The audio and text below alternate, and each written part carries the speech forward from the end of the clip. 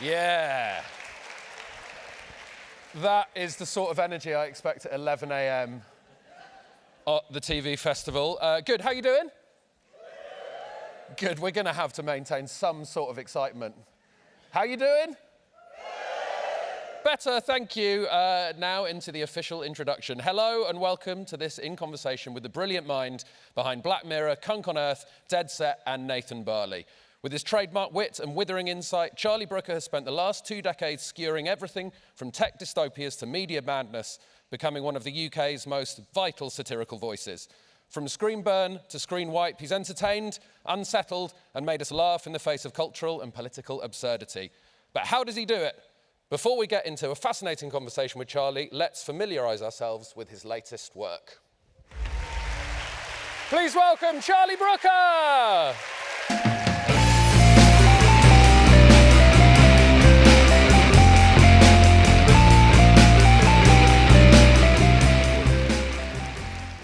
Welcome, Charlie. Thank you for having me on your stage. Thank you, it's my stage, absolutely right. There was some discussion as to whether we should do the introduction and play the video while you were on stage already. How do you deal with things like that if you had to watch your own screen on it? You mean the awkwardness of sort of doing that and watching my own work playing out behind me? Yes. Well, I'm a massive narcissist, so I just revel in it. Well, we should have done that then. No, I find it awkward and weird. Yeah. Well, look, this is I'd rather, if you had a picture of my anus up there, it would be less awkward and weird. Please don't ruin the ending of the interview. Okay, sorry. We're doing a live link-up with your anus. Okay. Hey. So the way we're going to do this, we're sort of going to go through the past, the present, and the future. We're Okay. going to move through it in that way. Now, obviously, there's a lot in the present and a lot coming in the future, but it'd be nice to hear about the origins of how you got into TV, how you got into TV writing, what were you doing slightly before that? So you started out in comic strips and things like that? Comic strips. I was, so when I was like 15, there was a comic called Oink, which I used to read, which was like best described as kind of a kid's version of Viz, basically. And it was a cartoonist called Tony Husband and some other sort of private eye cartoonists who started this cartoon. And I used to read it and I sent some things into the letters page and then they wrote back going, oh, could you come up with a comic strip for us? And so that was my first sort of job, paid job. I was writing comic strips and writing sort of parodies of adverts and things like that for the magazine when I was sort of in sixth form, basically. So that was a fun sort of way in. And even then I was doing things that were, because my influences were things like when I'd watched repeats of Monty Python, I loved things like, you know, The Young Ones and stuff like that. So I was sort of, there were a lot of parodies and sort of media, I guess you'd call it media satire, but I didn't realise that at age 15, I'd have called it taking the piss. Yeah. So there were sort of mock 15, versions of the Radio Times and things like that, and comic strips, yeah. And that fed into, obviously, the work later on you did on TV Go Home. Yes, so later on, because then I carried on doing comic strips for quite a long time, and then I had a website where I'd put comic strips up, but I used to hate doing the speech bubbles. It was just a pain in the arse. And so I never used to update this website. And a friend of mine said, if you just did something small and stuck to it, you might actually be a success rather than this stoned, depressed mess that you are. And so I started doing a thing that was like a parody of the Radio Times every fortnight. And it's sort of, and I could do that. I could maintain that every 2 weeks. And it became a success, and that led to me being offered sort of other gigs. Because at the time I was working I was writing video games reviews, and I had sort of managed to I'd wangled a weird job where I was doing, I was a reporter on a Radio 1 little digital culture show called The Digital Update. But I couldn't sort of work out how to I felt I was in a actually it's ironic, because I felt I was in a sort of tech ghetto. And it's where I fucking put myself again later. But I sort of couldn't work out how to get out of that. And doing this website, which was sort of scurrilous and humorous and a little bit the tone of sort of Viz meets The Onion or something like that, meant I had a body of work I could show. So I sent it to, somebody said to me, "Oh, watch the end credits of shows, write down the production company and the producer and send it there." So I sent it to the 11 o'clock show and got a gig there. And then The Guardian started getting in touch and going, "Will you write a column for us?" and stuff like that. So it absolutely turned it gave me a career, because I was like about 29, 30 when that happened, and I felt like I was washed up. Did you have a distinct idea, even back when you were doing things when you were 15, that you wanted to be a writer? Was that always your ambition?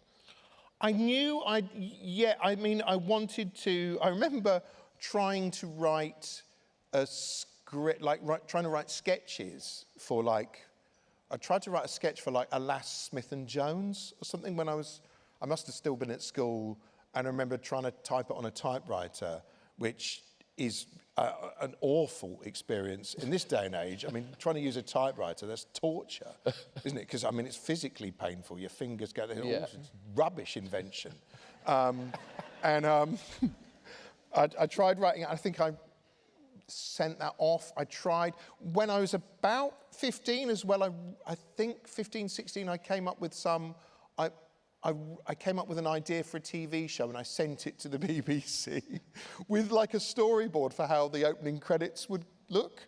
Wow. And they wrote back and said, "Oh, we're having a sort of youth day," or something like that. Well, I mean, actually, I probably dodged a bullet there, didn't I? But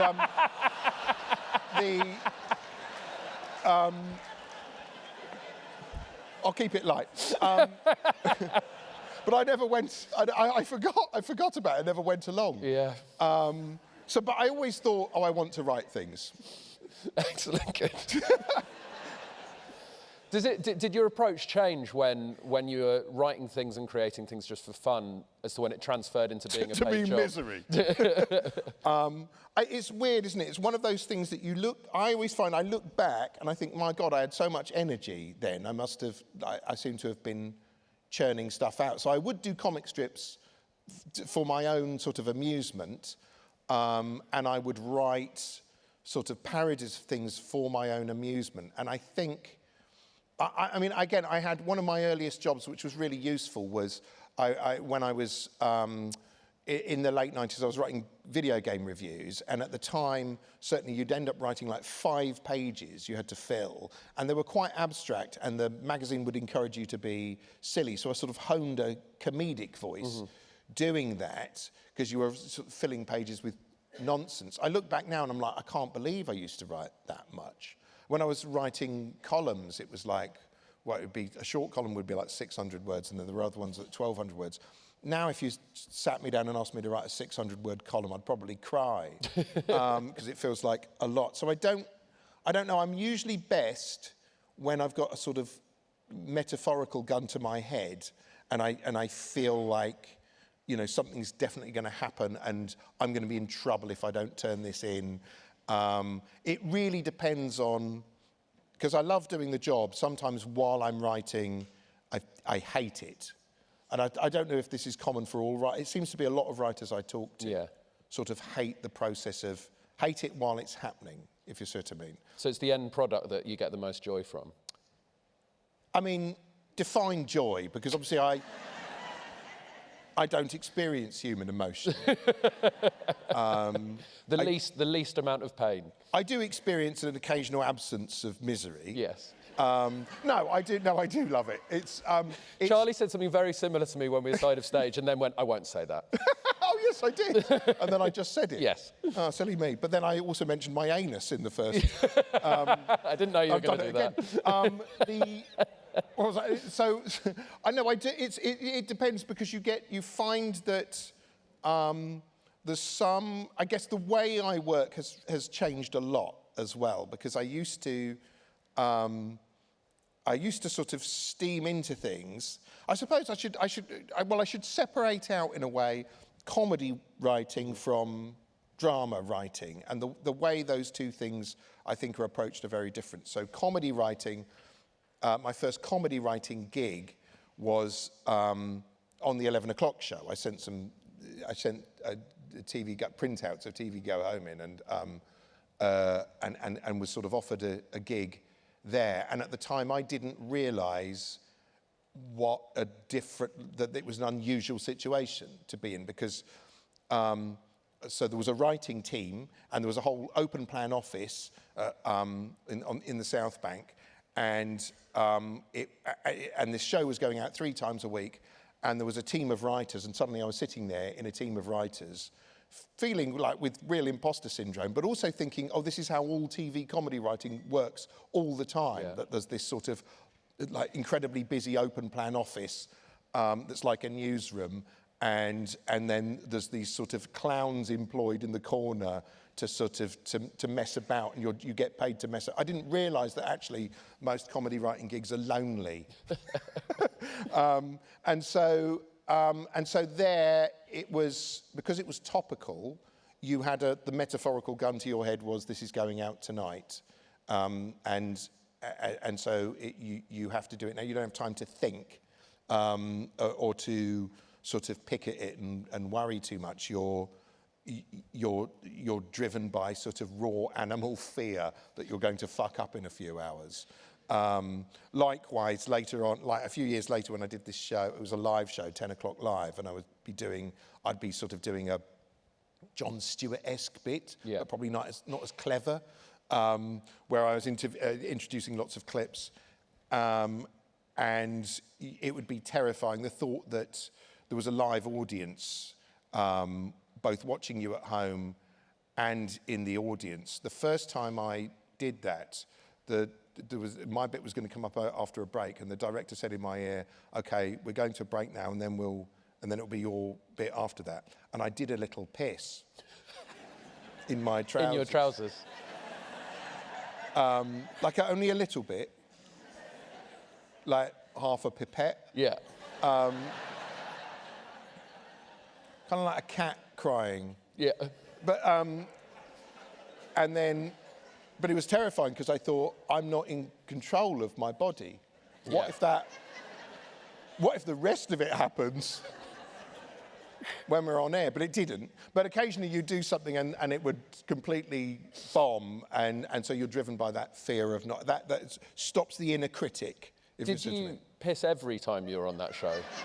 Because it'd be interesting to watch it back knowing that now. I might have been more entertaining if I had. But genuinely every week there would be a bit when they would say, "Okay, we're coming to you in a minute." They'd count me in, and I would think, and there'd be a sort of camera operator with a kind of Steadicam thing coming towards me like this, and every time I thought, a voice in my head would go, "You're going to cry or scream or like shout something racist."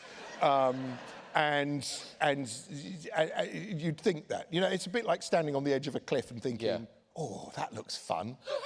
But I didn't do that. And then you'd be really terrified. And then I remember after we did like a couple of series of it, and then at one point, I was in the middle of doing a bit, and I realised I'd suddenly thought about what I was going to eat later while I was in the middle of doing it. And I thought, I must be used to this now. Yeah. My mind's wandered.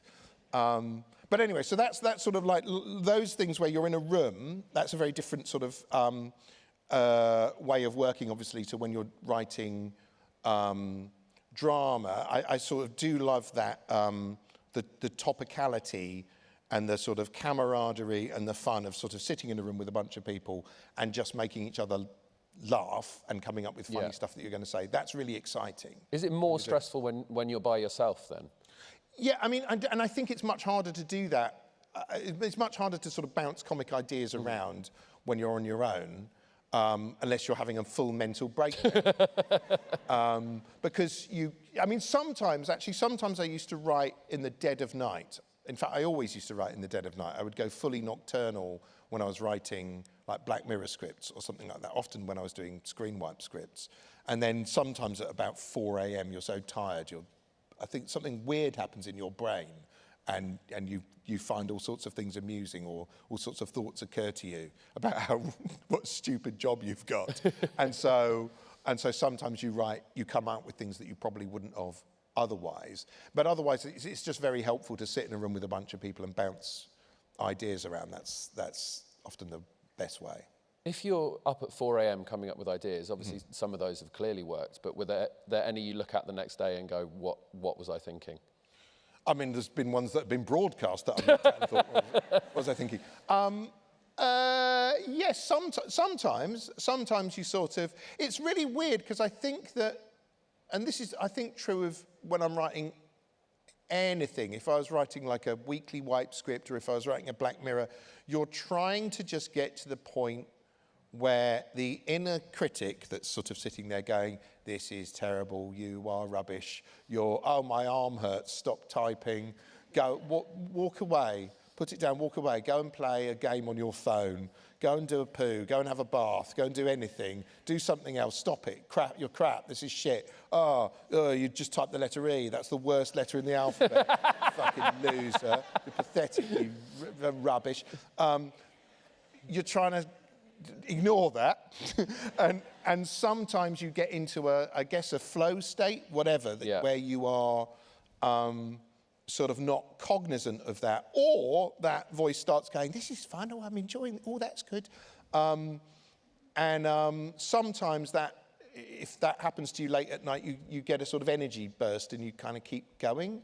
So sometimes I'd sort of start writing. My record for writing a script, I think, a Black Mirror script, my record was like 48 hours, I think, once. Wow. In a sort of, but that was I was really excited about it and sort of in a fugue state. And also, it was late. We were sort of, it wasn't late, but we were late in production. I didn't have much time. I'd rethought what the idea was. So I'd got all excited, but I was also, there was a level of panic as well.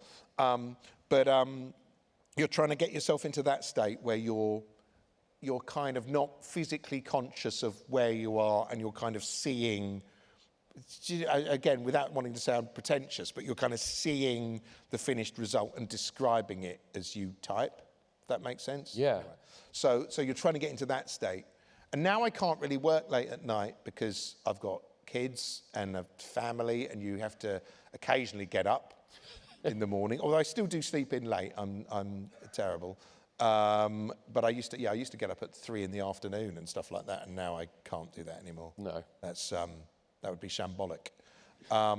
Yeah, sorry, I wandered off topic there, didn't I? That's okay.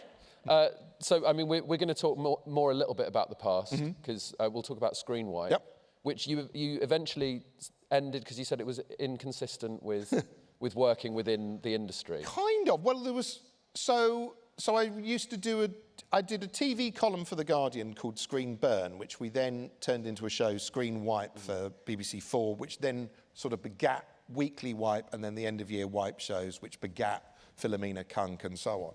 But when I was doing the Screen Burn column and the Screenwipe show, I was kind of in character as a curmudgeonly loser, effectively. And it was, you know, and I'm being quite vicious, I think firm but fair. I wrote some horrible things about shows, but I think fair, but fucking firm. But it was also, I was sort of partly the butt of the joke. Yeah. And then two things happened. One, with the column, I realised I was spending quite a lot of time, I'd be sort of slagging off like everyone and everything. And then sometimes you'd sort of think, oh, I've just slagged off a load of people in a reality show and they probably don't deserve it and it's just a bit mean. And then I started doing the more TV shows I did. I thought, well, I did a show Dead Set for Channel 4 and I thought, I can't really be putting out my own dramas and then writing a column going, this is why this other drama is shit, or this is what, do you know what I mean? Like, it feels then you're a bully all of a sudden, do you know what I mean? Or you're it's either you've got to stop doing it or do something on your own dramas on Screenwipe, as if it's not yours. Oh, you mean start taking the piss out of my own material? Yeah. But then I might as well literally be disappearing up my own anus at that point, couldn't I? So I'm not such a, and so I don't, do you know what I mean? So I sort of just thought, well, I'll just change tack slightly. Do you know what I mean? Because it still amused me to be, and so that's why I sort of went a bit more into kind of current affairs at that point, and I was doing News Wipe and then Weekly Wipe, and it became, it was just exactly the same sort of character, so to speak, or mindset, but I was applying it towards the real world rather than just the sort of frivolous world of television. Although there was a lot of TV stuff in there as well. How did you move through to things like Dead Set, like you say, in Nathan Barley? Mm-hmm. How did that process happen? Because going from sort of more satirical, like comedy as yourself or playing a version of yourself through to more scripted things? Well, Dead Set was an idea, I'd had that idea, I can't remember quite when it was, but I think it predated and Channel 4 were interested in it, and then there was the Celebrity Big Brother race row, if you remember that. I do. And then I think for about 2 years, nobody wanted to go near it. And then it was weird because that was the first drama I'd done, and I had no idea how that was going to be received, and also I was obviously acutely aware that I'd just spent several years in print and on television saying 90% of all TV is rubbish and I'm clever and and so you think, well, I'm setting myself up for a fall here. But hopefully, I think we got away with it. And I was writing it as a parody of 24 in a way, the show, which I was always obsessed with Kiefer Sutherland. And it was a zombie show that took a comic premise, which was there's a series of Big Brother going out, and there's a zombie apocalypse, and the only people in Britain who don't know are the sort of group of housemates who are in a fortified house, but have been chosen by producers to not get on. But we played it straight, and I think we did a good job. Yeah. It felt like a straight line to me because it was still satire. But I didn't know that it could have been an absolute disaster. I could have made a complete pig's ear of it. But luckily there was a talented group of people around me to prevent that from happening.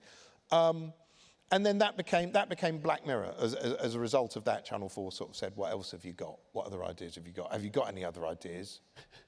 And I went, yes. There's this idea called the Twilight Zone. Maybe you've heard of it. Yeah. When you're writing drama, obviously it's a very different thing to when you're writing comedy, but do you bring instincts from the comedy writing into the drama? Good question. Thank you. Yes, I think so. I think there's a reason why you get a lot of comedy writers tend to also... You get quite a few comedy writers who go into horror, don't you? Yes. And I think if you look at... Because quite often what you're doing is coming up with the worst case scenario, basically, and extrapolating that, which is a skill set you can apply to comedy or to horror or to drama. It's a different kettle of fish because there's sort of, it's, again, without wanting to sound like a twat, there's a different rhythm to it, and you're just working in a different register. You're working with different instruments, really. So often with comedy, you're constantly trying to pull the rug out from whatever you just set up. Yeah. And actually, I guess with drama, you're trying to kind of build on things in a different way, if that makes sense. Yeah, it does, because comedy and horror I understand because it's releasing tension, right? Yeah. Both of those things. But drama, you need an understanding of how other humans feel, which is not... I've never really met a comedian who understands how humans feel. I think... Well... Really? But they do such great observational material. Who are they describing? Well, yeah, but they're describing, like, you know, what it's like getting your... These are the flesh bags in the world that they have to share the planet with, these sort of farting skittles, like, with faces and feelings that they are forced to breathe the same air as. I suppose, again, I think, I mean, I just approach it very differently. But I guess I'm aware constantly when I'm writing that there's a sort of sarcastic fucker part of me that's sitting on my shoulder taking the piss all the time. Yeah. And often when I'm coming up with ideas for Black Mirror, in fact, more often than not, almost come out of a comic conversation about wouldn't it be funny if this happened, or wouldn't it be funny if that happened? And then you either play it straight or you do sometimes mine it for laughs. So we did one in the most recent series, which was called Common People, and the idea was a comic idea, and in fact it was going to be a fully comic story when I was first sort of conceiving of it, and it was where I'd listen. You'll appreciate this because I'd listened to a podcast. Yes. And I think like the host had just got. I was listening to I think it was like a true crime podcast, and this bloke was going, "Welcome to fucking murder and death." I'll tell you about this terrible case. This man was walking his dog. He found there was a rotting corpse floating face down in the canal with a fucking blackbird pecking its fucking bum out. Anyway, have you heard of HelloFresh? It's certainly revolutionised my dining habits. And I thought, that's funny, isn't it? That like when podcast hosts have to segue effortlessly into an advert. And so then you think, well, I've also got some idea at the back of my head, because I've usually got a sort of library of half thought out like concepts and ideas. And what you're doing is they're almost like one half of a plug, and you're looking for and suddenly but you don't have the thing that it plugs into, and then you find it somewhere else and go, oh, now I've got a story. So I'd had a sort of idea about, what if somebody they've died, they're hit by a car or something, they're brain dead, but there's a service that comes along that could keep their brain going, but it's a subscription model. And I was sort of thinking about that. And then I thought, okay, so advertising. So I was like, okay, so it's a story. This guy's wife nearly dies. He can keep her alive, but he gets her back with ads. So she's on an ad subscription tier. And I thought, well, that's a funny idea, right? That's a funny idea. And what I was thinking was, this is going to be a story in which, she's walking around and it's all about, she inappropriately blurts out commercials all the time. And then, in funny situations. And then the more you think about it, that was like, that's a sketch, actually. Yeah. What I've come up with there would only sustain a sketch. And it might be a really funny sketch, but it's not, I've got another 50 minutes to fill. So what else happens? And then you just discuss it and you're sort of riffing on it and thinking it through. And I was thinking about, then it plugs into this wider topic of enshittification, which is one of my favourite new words of the last few, I don't know if you've heard this word. I'm not sure I have. Enshittification. So it's this writer called Cory Doctorow who coined this phrase, enshittification. It's for what's happening to fucking everything. So it's basically all services that, because everything is driven by a need for expansive and limitless growth, everything is sort of degrading over time. So like Uber, suddenly it sort of just takes longer to arrive, or you have to pay. I was reading a report the other day about, there's a car, there's a car that you have to unlock the ability for it to go faster. You have to pay more. It's like DLC. Now, video games players are familiar with this, where you'll get a fucking new Street Fighter 8 or whatever, and half the fighters are here, you have to unlock. So they're doing that now for cars. Is that on one of the self-driven cars? No, just a car. Just if you want to go top speed. With a man driving it, and you've got to... Or a woman, you sexist.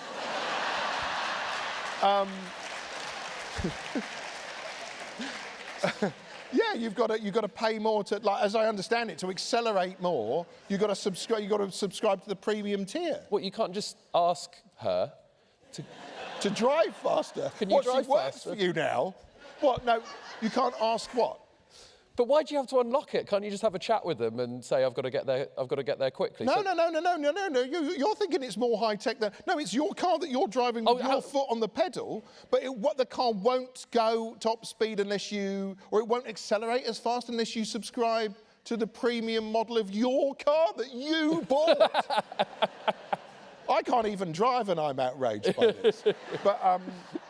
and that's because, I don't know, because they thought, they spotted a way to just get a bit more fucking money out of you. So when you're writing something that's satirising a like tiered subscription model, are there any twos and fro's with Netflix over what you can make fun of and what you can't?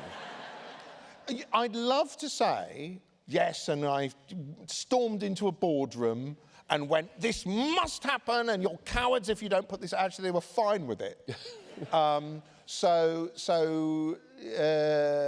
they've been very up for doing that sort of thing. And because, I was saying, look, I'm thinking of everything here. I'm not just thinking of like streamers. Yeah. Because then what happens in that story is that it gets more and more bleak. Basically, that episode starts out as a sort of like an indie movie comedy, and then it turns into a horrible tragedy by the end. Spoilers for anyone who hasn't seen it. If you haven't seen it, then I hate you.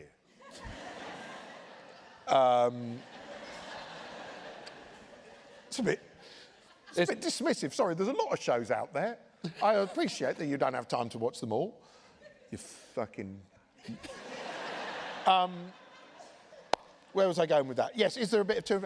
no, they've been really good. Like, we even have used... We've had a sort of fake streaming platform within some episodes of the show called Streamberry, which we kind of got permission to use the sort of basically Netflix logo and front end for. So no, they've been very, very good about it, actually.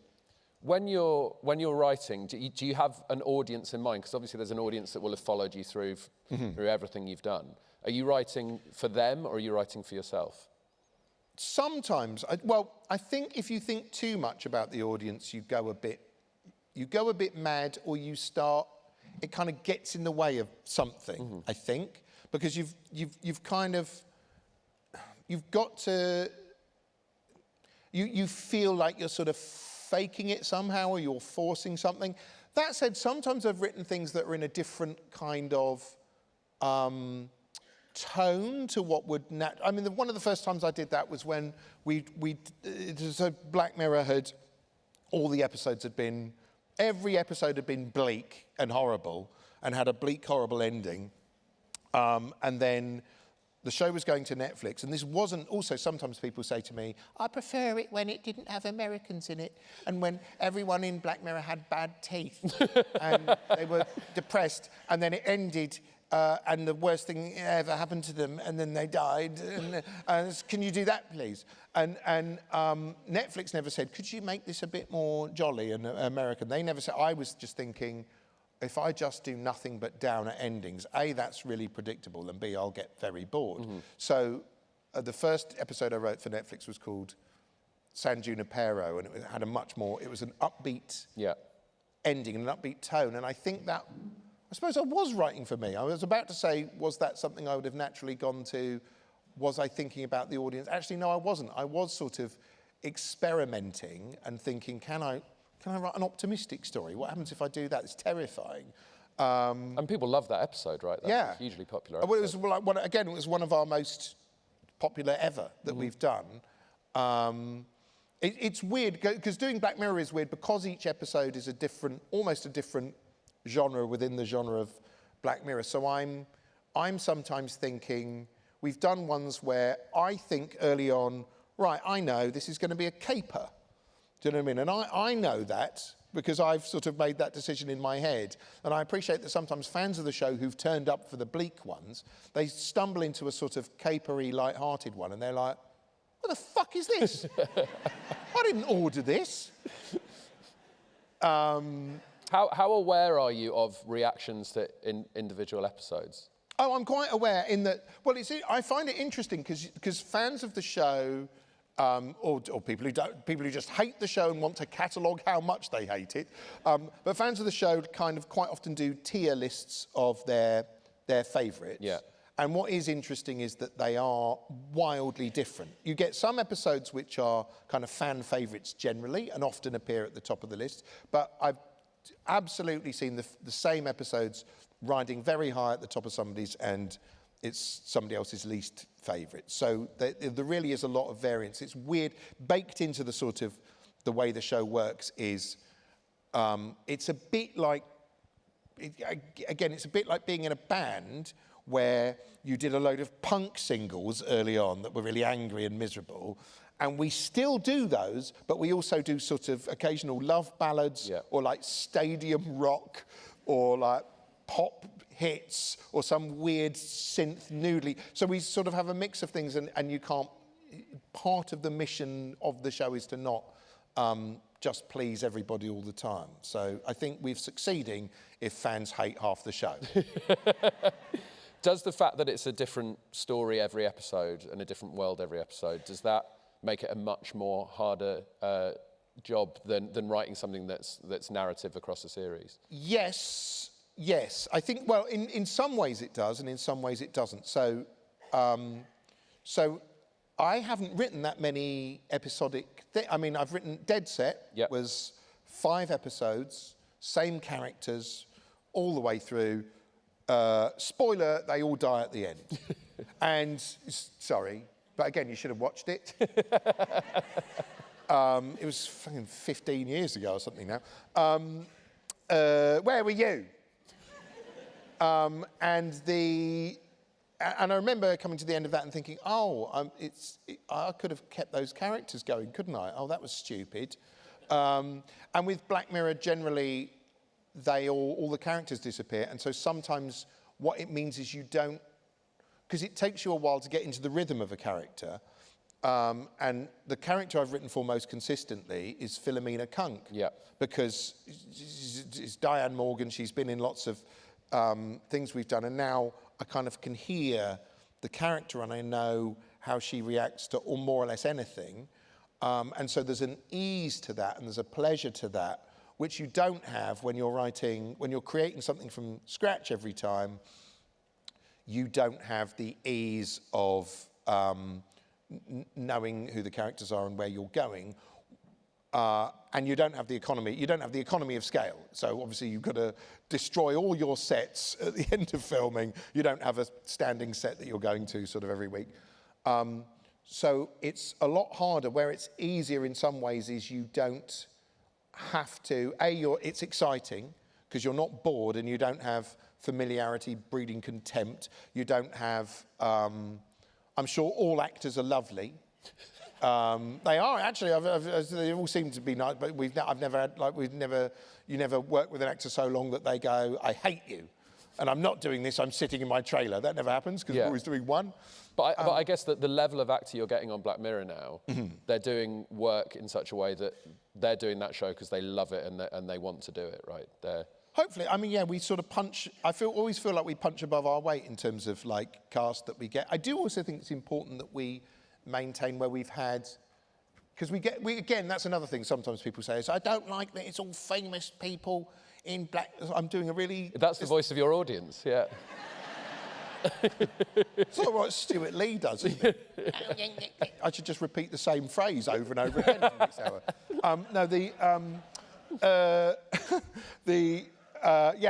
And so we do mix, like, but I think we always had quite a few recognisable faces, but with sort of up-and-comers as well.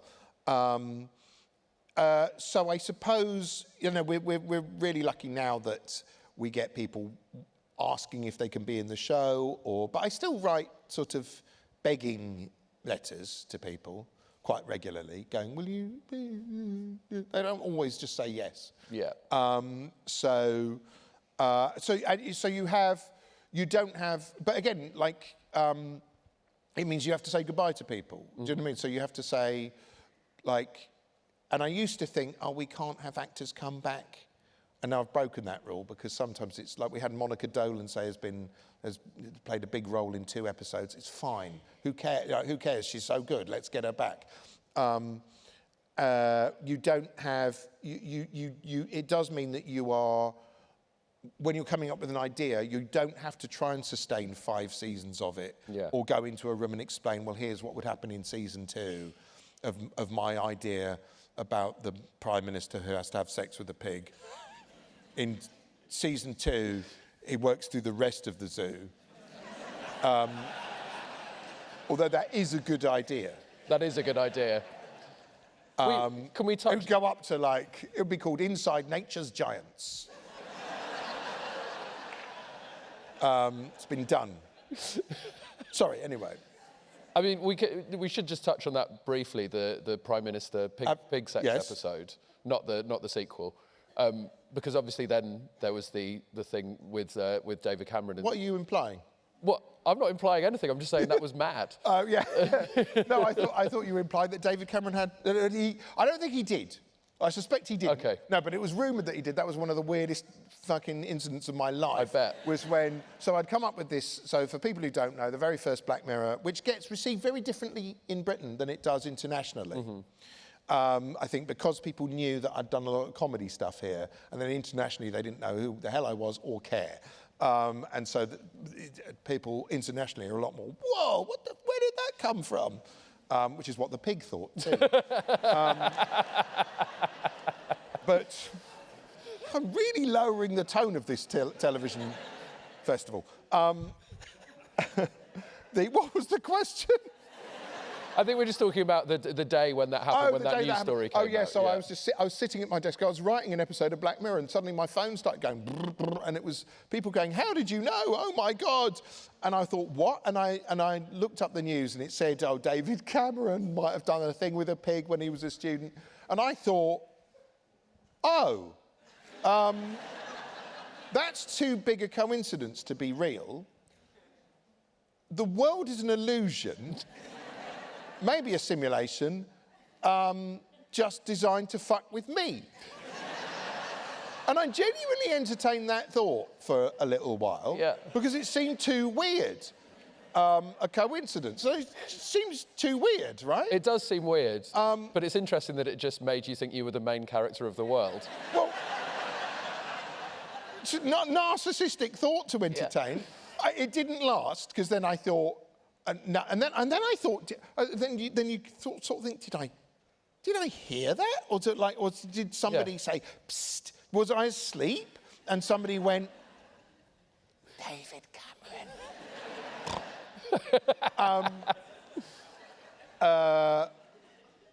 And the model we gave was like, oh, he's a bit like Cameron. Wow. While we were shooting it. So. Anyway, but no, it was a very weird thing to think. It didn't last, but it was so weird that that I did start to fear for my own sanity. Has there been anything else in Black Mirror? I'm talking more generally in sort of tech-wise now, that you've seen people actually trying to put into into real life. Into real life. Yeah, we did an episode called Be Right Back, which was kind of like it's Hayley Atwell and Donald Gleeson, and they play a couple, he dies, she misses him, she finds out she's pregnant, somebody recommends to her a service where she can continue talking with a kind of, what starts out as a kind of chatbot version of him and then becomes a physical, sort of real android-y version of him. And it's again, it's one of my favourite eps, and I said ep. Not happy with that? No. It's like content. I think I said content unironically about 9 months ago. Yeah. And contemplated throwing myself off a fucking cliff. Anyway, it's one of my favourite eps. Yep. Just to let you know, that's the second mention of throwing yourself off a cliff we've done this. So, theme. Yeah. Yeah. You're trying to instill that thought in me. So I'll go up to Arthur's seat or whatever.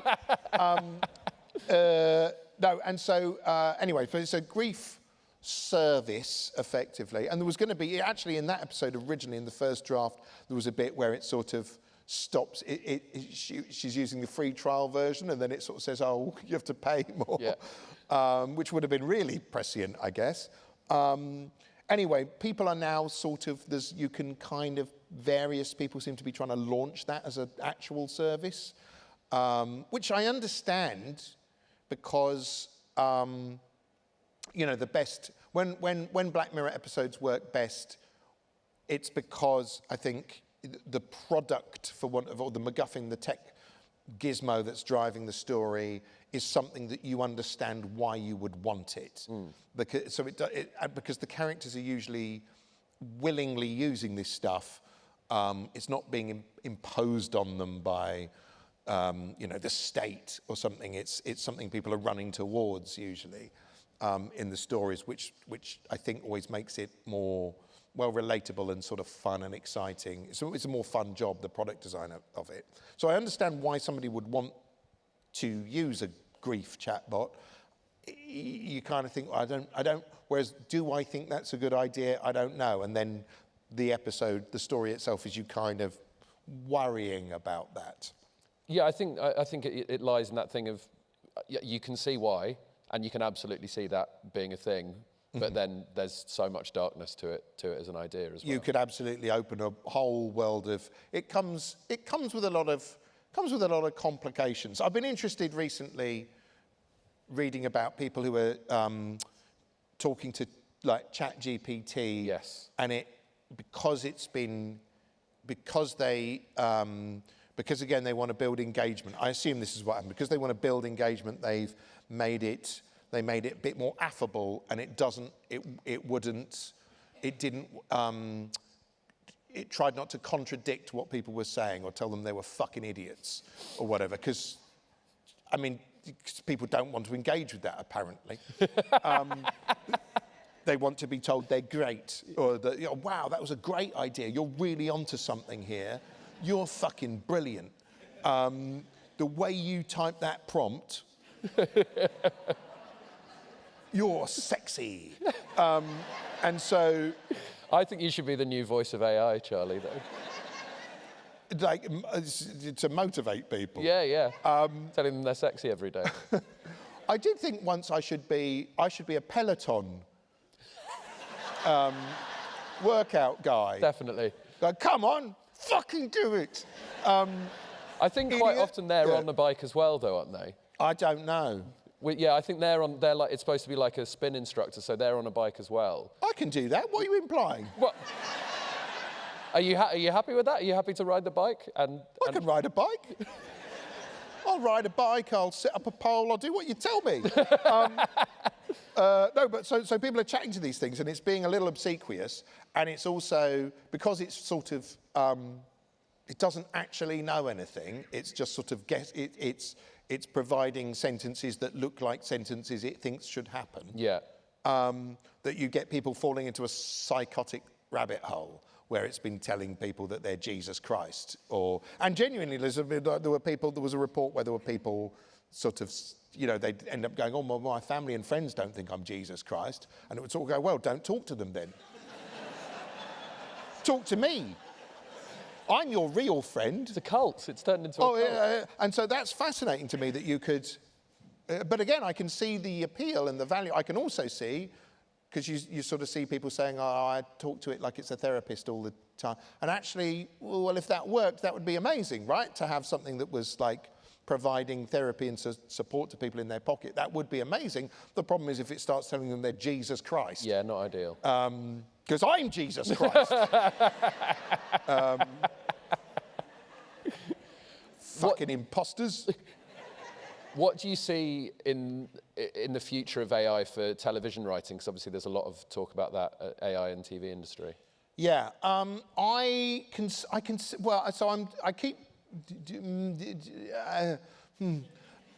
think that I can see the value. Like people sort of use it like mega Google, don't they? Yes. But again, the problem is even then it's like I asked ChatGPT to help me with a computer game. I was stuck in a computer game. I was like, what do I do? Oh, I'll just ask like I would Google. And it came up really quickly with this elaborate sort of thing. It was all bullshit. And I wasted like an hour trying to fucking find this fucking thing.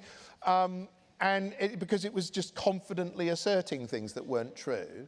I still maintain that I don't think people, I have to believe that people want, audiences want humans communicating with them, not just a machine and a device.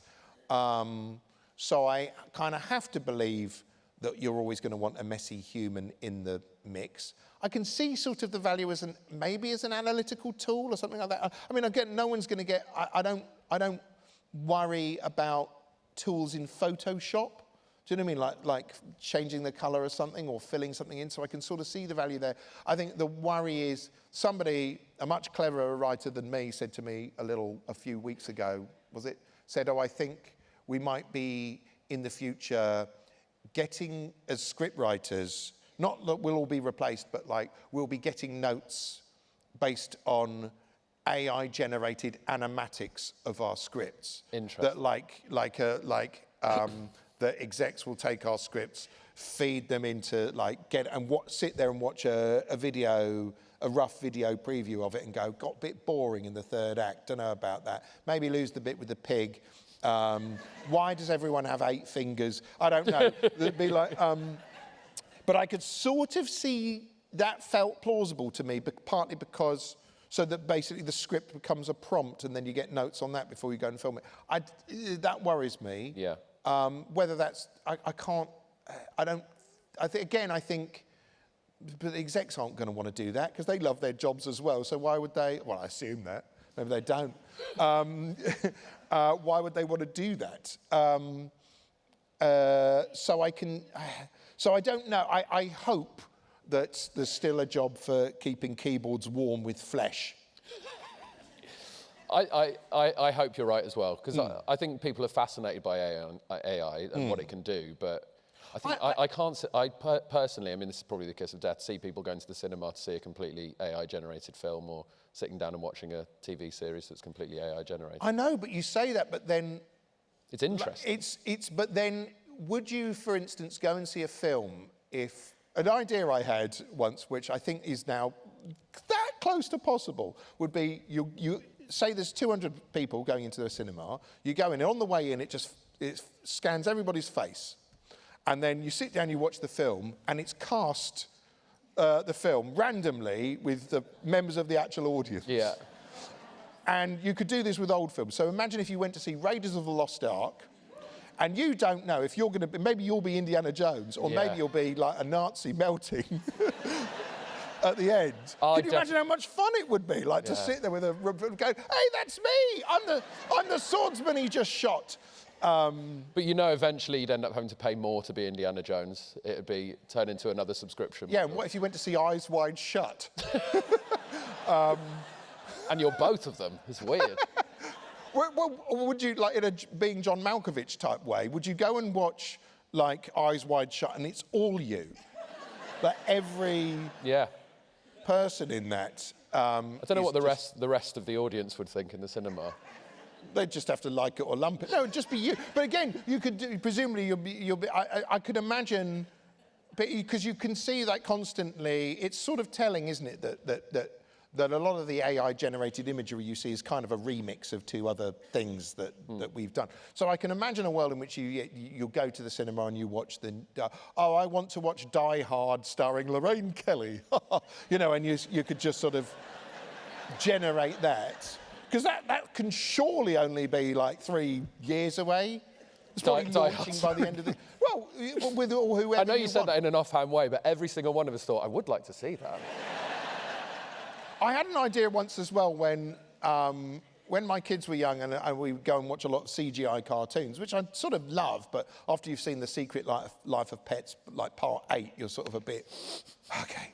And I do remember thinking, you know, 3D glasses that you get in the cinema, it shows you one half the image. And I thought, oh, you could do something where the kids have both the left lenses and they're seeing one set of pictures and the adults are seeing like really unexpurgated imagery, but the soundtrack is the same. And that would be quite funny to come up with something that's just violence and pornography for the adults, but the kids are watching like Bluey. But obviously, the violence and pornography would have the Bluey soundtrack, right? Yeah. It can't be the other way around. A bigger creative challenge. The other way around. But so I think there's, you know, there will be. I think you'll see. But I assume, again, I might be wrong. People again, but then what I'm talking about there is people tinkering with stuff that already exists for kind of amusement, rather than I think the things we get obsessed with. again, because that's why people love like actors and they get obsessed with actors because they're real people and they like to like speculate about what's going on in their souls. And you can't really do that with something that's come out of a great big AI bum. But then maybe I also reserve the right to be completely wrong, and that there might be a whole new genre of stuff that comes out that, again, my kids watch something like Skibbity Toilet. What the hell is that? Do you know what I mean? Like, and so I don't know. I don't know. What gives you the impression that I know anything about how the future's going to pan out? But with things like Skibbity Toilet, I don't really know what it is, but do you... It's like a toilet thing. Anyway, sorry. Do you feel like you need to stay on top of those sorts of trends to then satirise them? I mean, I look at what's going on, I suppose. Again, even there, like one of my kids was watching, he used to watch a lot of reaction videos on YouTube, and I remember going in one day and going, oh my God, I can't believe you're watching this. This bloke you're watching, all he does is he just sits there, he watches other people's stuff, and he's making, like, commenting about it. He's a parasite. This man is a parasite. And then I thought, oh. That's like the wipe format, isn't it? That's basically. And so I had to sort of back out of this rant and go, he's actually very good, keep it up. So I'll keep an eye on it, but again, I think, the next generation, like my kids just care about sort of video games and YouTube and stuff like that, and I'm sure that, you know, I must have filled my parents with despair when I was like obsessed with my ZX Spectrum and watching stuff they disapproved of, so... Yeah. We're about to that was an upbeat. We're right at the end. We're running out of time. But I'd like to ask you what's coming up. Can you talk about any future projects? We're nearly about to announce a thing, which I can't quite announce yet. But we're imminently going to announce something. So I am doing something that I can't quite say what it is, but it's very different. How imminent? If we just sit here on stage for a little bit, will you? If we stayed here for several more days, which I think people would rebel. We'll keep an eye out. I think a lot of people are being asked this at the TV Festival. This is the big final question. Your favourite British show of the last 50 years? Oh, yes. So, I mean, it's really difficult to pick a favourite show over the last 50 years. Is sort of impossible. So I've had to just throw a dart at my opinions. And I settled on the day-to-day. And the reason I chose the day-to-day was because I thought in my head, it was a point where in the 90s when that came out, I remember watching it and thinking, this is brilliant, and it makes me so depressed because I don't think I could ever write anything this brilliant, and I wish I was writing that. And it felt like a collision of sort of Monty Python. It felt like a sort of a straight line between like Monty Python, the young ones, sketch comedy, that kind of thing, and a slightly new sensibility. It was really impressive satire. It was incredibly imaginative. Everyone involved in it went on to do so many amazing things. So I sort of think it's a great show, and and it still absolutely holds up today. And then you went on to work with Chris Morris. So I was extremely fortunate to work with Chris. Yeah, we did Nathan Barley, which was based on something from the TV Go Home Listings thing I did. So yeah. But I wasn't going to pick one of my own shows because you called me a narcissist earlier, which is very fashionable. Don't think I did. Throw that accusation. I think if we rewind the tape, I didn't actually just call you a narcissist, Charlie. Now you're gaslighting me. I see. Well, what a perfect way to end. Thank you very much for coming, everyone. Give it up for Charlie Brooker. Thank you very much. Cheers, Charlie.